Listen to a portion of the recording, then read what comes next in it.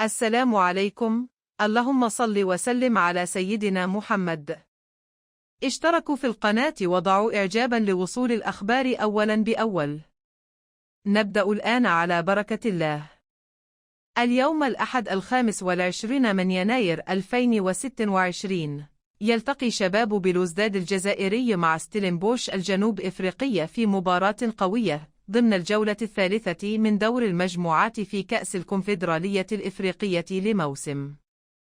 المباراة تأتي في ذروة منافسات المجموعة الثالثة، حيث يتطلع الفريقان لتحقيق نتيجة إيجابية قبل الجولات الحاسمة القادمة في البطولة. التاريخ: الأحد 25 من يناير 2026. التوقيت: الساعة 7 مساء، 00 مساء بتوقيت الجزائر والمغرب وتونس. الملعب: المباراة تقام بين الفريقين ضمن جدول الجولة الثالثة من البطولة الإفريقية. يتوقع أن تنقل المباراة شبكة بين سبورتس المالكة لحقوق بث كأس الكونفدرالية الإفريقية في منطقة الشرق الأوسط وشمال إفريقيا.